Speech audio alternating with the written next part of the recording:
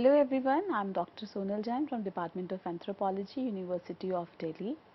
In this series of forensic science lectures, today we will be discussing about the biometrics.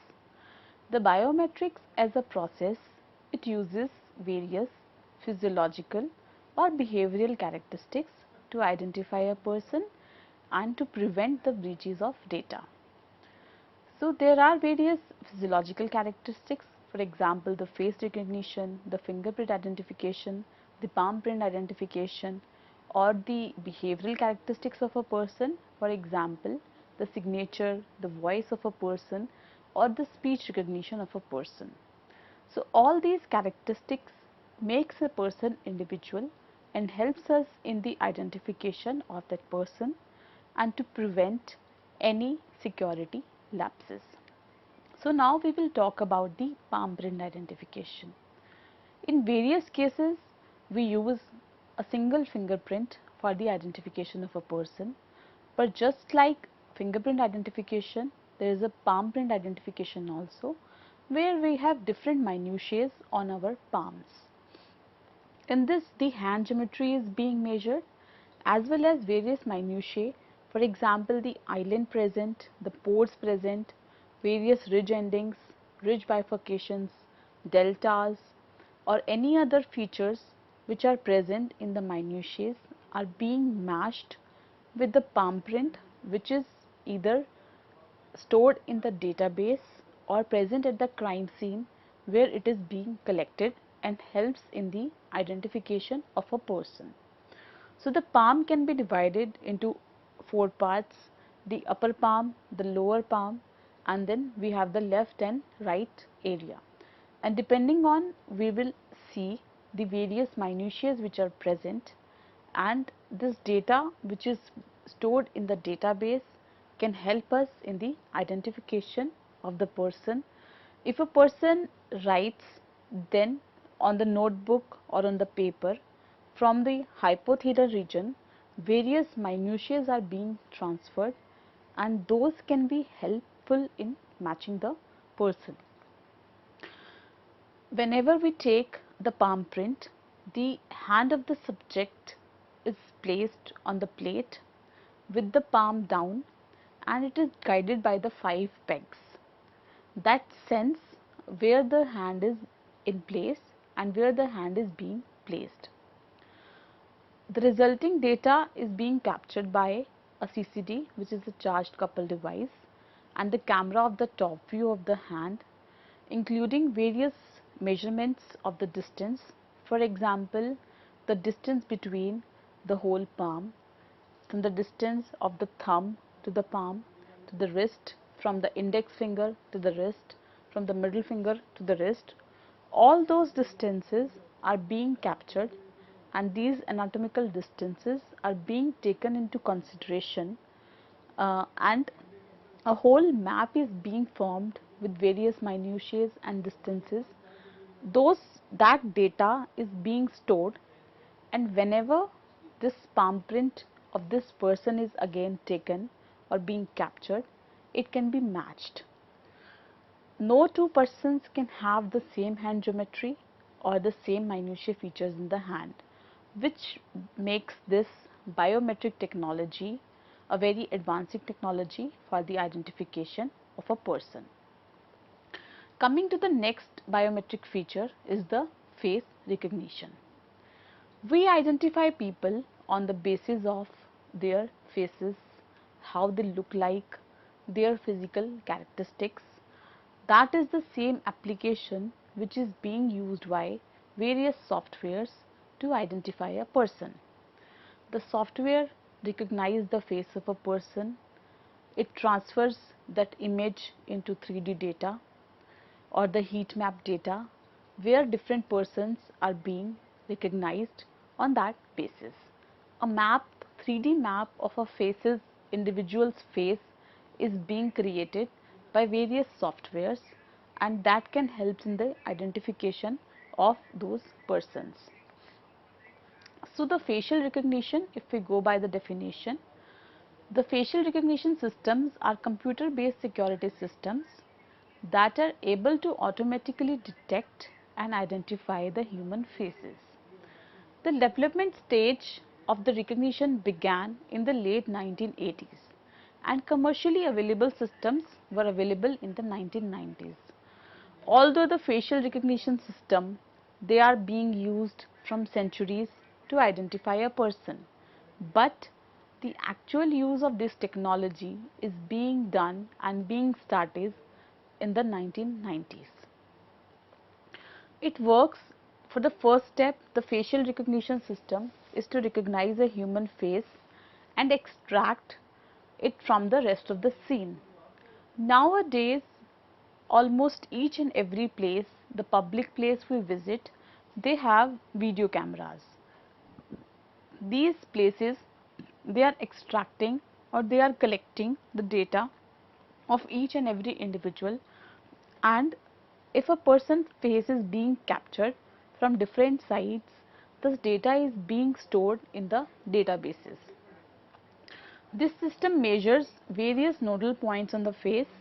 For example, we have the distance between the eyes, the shape of the cheekbones, the distance between the nose and the lip, and various other distinguishable features. Like we say that person has a very sharp nose, the person has big eyes, this person has small eyes. So these are the anatomical features through which we identify a person, or the physiological features on which the identification of person is being based. These nodal points, which we say like the distance between the eyes, the width of your forehead, etc., are being compared to the nodal points computed from a database in order to find a match. But there are certain challenges which comes along with the face recognition. The pose of the person. If you have a side pose of a person, then it gets really difficult for you to identify a person from the front pose, because you do not have certain characteristics through which that person can be identified. The major challenge which comes is the illumination or the brightness in which the facial features or the photograph of the person is being captured. A low light image with less illumination doesn't help the software to have the characteristics or to identify the characteristics of the face of that person, which will result in a wrong match or a non-match, and that could be a real challenge. The expression of the person, the time lapse, if we have the data which is long back and you have to identify a person after so many years, so in this there could be so many changes which may result in a negative result. Then we have the individual factors, for example gender. The facial scan, it has certain strength. The database can be built from the driver's lenses, license, any records, visas, etc. Any identity card which has our photograph can be used for the facial features, and it can be applied covertly. For example, a lot of surveillance photos were taken during the Super Bowl 2001, and that data was being collected and analyzed years later on. The weakness could be there is no real scientific validation for this. Coming to that, there are certain factors which can, because this technique cannot be used in such cases, if there is a surgery which is being done by the person, there are facial hairs present. If a person is wearing any accessory, for example hats, glasses, any other accessory, or any wig can be used by a person, that in such cases it might affect the identification, or the person turns away from the camera and we did not get any particular picture. So for such cases there should be scanning station where the photograph is must with mandatory poses, so that we can have the real data of the persons which can help us in the identification.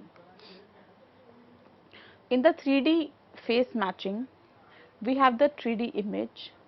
This 3D image is being transferred to the shape and the texture, and the software uses a face recognition algorithm and which gives us a positive match if all the features on the algorithm matches with the person.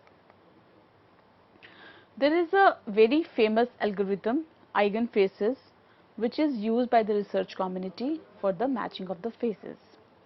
It has become a baseline for comparing new algorithms and their better performance. This linear algebra math decomposes the basis vectors which can describe training phase data, and these basis vectors are called eigenvectors or eigenfaces since these vectors look like faces. So you can see how the eigenvectors look like. The the facial features of a person, the data is being transferred in the form of eigenfaces or either eigenvectors, and it is being saved by the software. And when any person or any data is being trying to match, then these vectors come into the position which will help us in the identification of the facial features of a person. There are certain pros of the face recognition. Anywhere where you can put a camera, it can potentially use a facial recognition system. Many cameras can be installed throughout a location to maximize security coverage without any disrupting traffic flow, and this will help us in taking pictures of individuals from different angles at different areas. These recognition systems can be installed to require a person to explicitly step up to a camera and get their picture taken, or to automatically survey people as they pass by a camera. The latter mode allows for scanning of many people at the same time, and thus a database can be made which in further can be used for comparison in certain cases. The videos or pictures can be replayed through a facial recognition system for surveillance or forensics work after an event. So supposedly, for example, an event is being happened and there are video cameras which are being around. So those video cameras, they are continuously taking pictures of the persons, and that those facial recognition softwares can be put on those videos, and out of those videos the faces or the facial features of the person can be extracted and can be put on a database for further investigations. The face scanning is not noticeable and can be done at comfortable distance, and it does not require the user to touch anything. Thus this technology has an advantages of their own. There are certain negatives of face recognition. For example, if a person has undergone any surgery, or if a person is wearing hats, beard, sunglasses, or any face masks, then it gets difficult for the software to identify the person or to extract the facial features for the matching. Even if there is any change in the illumination or the lighting, that results in a significant effect on the accuracy of the 2D systems, and in this, some people view these facial recognition cameras as the ultimate big brother, that these facial recognition systems or cameras can be used for the further investigations. So if a person has changed their hairstyles or wore a cap or wear specs or any sunglasses or the mask, then the facial features can be disrupted. But at the end of the day, if the masking is done less, then it is easier to identify a person.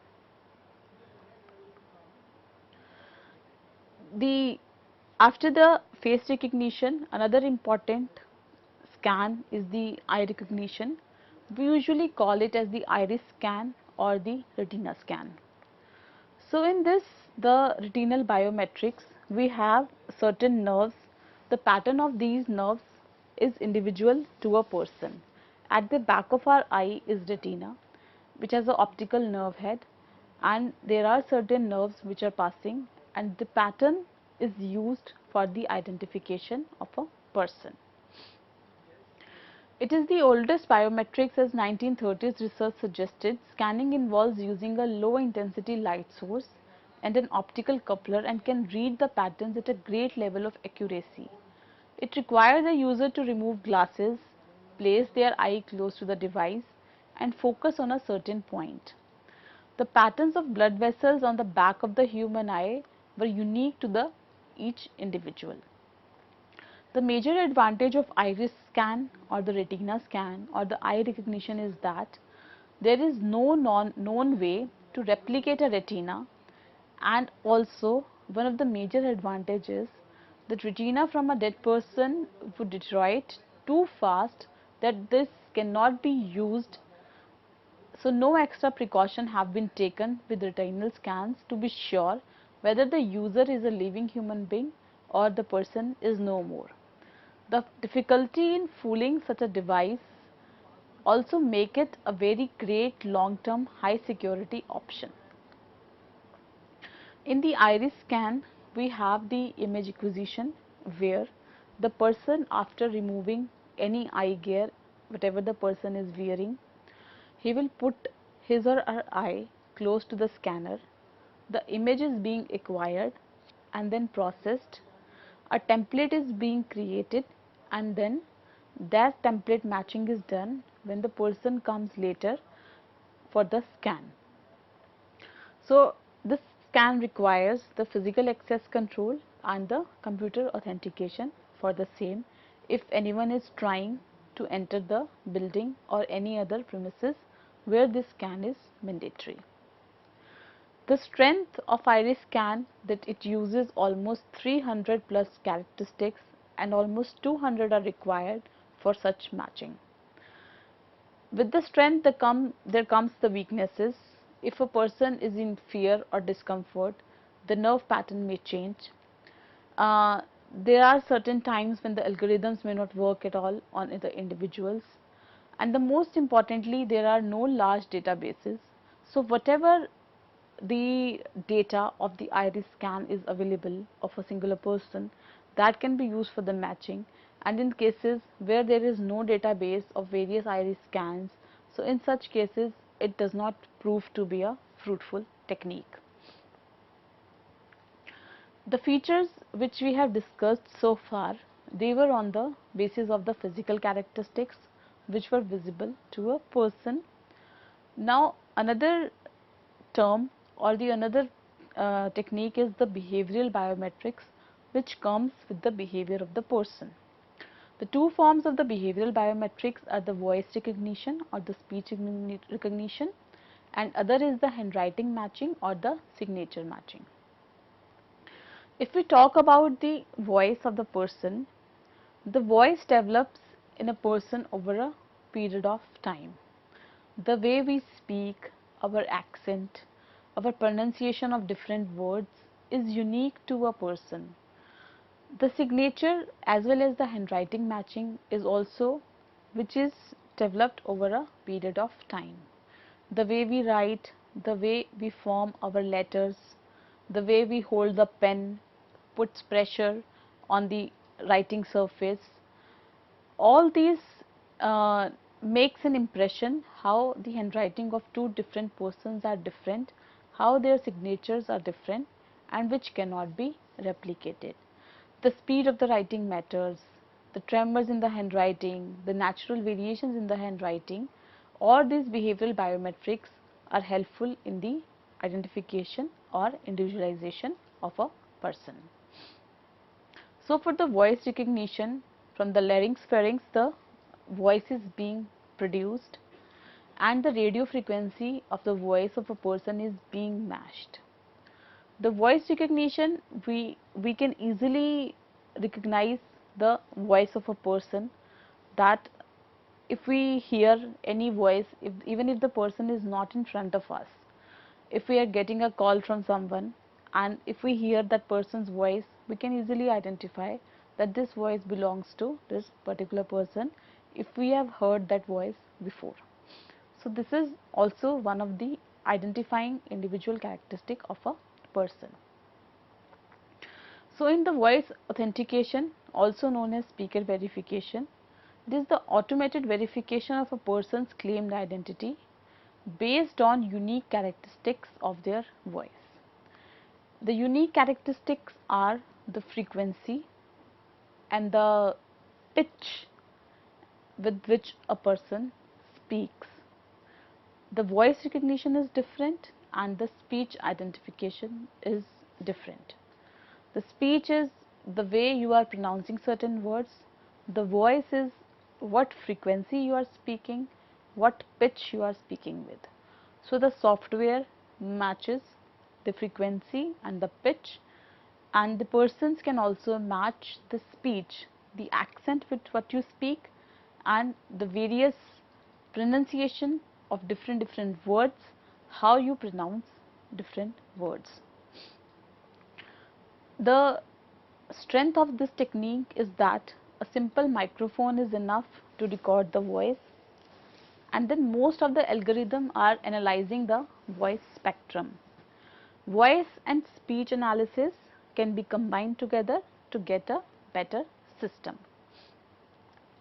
To prevent recorded voice uses, most devices require the high and low frequencies of the sound to match, which is difficult for many recording instruments to recreate well.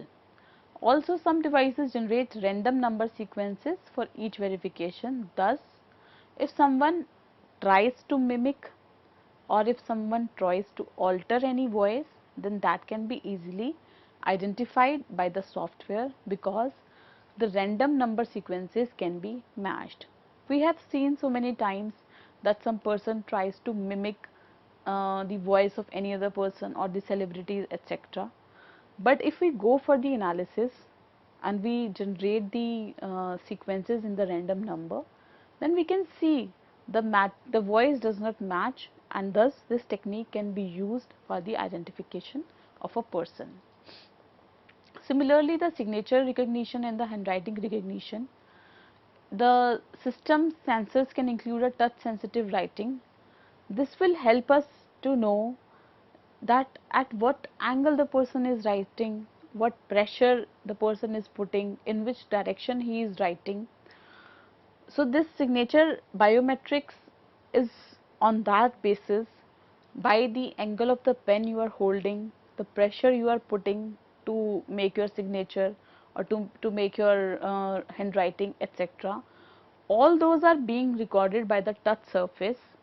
The same exact uh, pressure, angle, direction cannot be used by another person. So thus they help us in matching. This software of the signature, it translates the handwriting into a graph, and it recognizes the small changes in a person's handwriting from day to day and over time. The advantages of this technique is that specific details recorded by signature scan. It includes the total time taken to sign, the ratio of pen up to pen down, the speed of the strokes, the pressure applied, the number and direction of the strokes, and the total size of the signature, among other variables. This may also differ on the basis like how much pressure a person is putting and the surface on which a person is being used to put to make his handwriting or to make his signature. But if someone else is trying to forge your signatures, there are certain criteria which we have to look for. We have to look for the speed with which the signature is being made. A forger will not be able to make the signature with the same speed of the person, because in his back of the mind there will be that I should not make any mistake, and which will slow his speed, which will result into the tremors.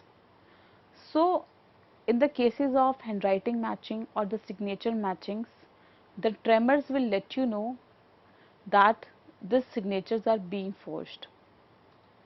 We also have to look for the natural variations, because in some cases the banks might have signatures of the persons which are 20 years old, 25 years old.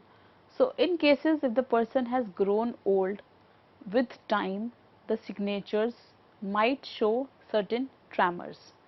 So we have to look for whether these tremors are due to old age or due to any disease which the person has been acquired, or on what surface the person was being writing. So we have to assess that and look, either the signatures are being forged or the tremors are due to certain other conditions. So in totality, if we look, all the biometric features, if we apply, then we can result and prevent various security breaches. For the future research, the biometric has all of the desirable characteristics that are described in the beginning, and with time we can develop an automated biometric based identification system where the vein pattern can be identified, the ear shape of different persons can be identified, and in the next few years we will see that about everything comes up with the biometric protection: mobile phones, your MP3 players, cars, laptop computers, entering into your car, building accesses, locker accesses, if you want to enter, if you want to look for your data in your laptop, etc. So taking together all the characteristics which are nowadays being used and various identification features which can be used in the future uh, for the security purposes, we can say in the future biometrics will be the doorway to all the accessible systems and can help us in preventing all the security breaches. Thank you.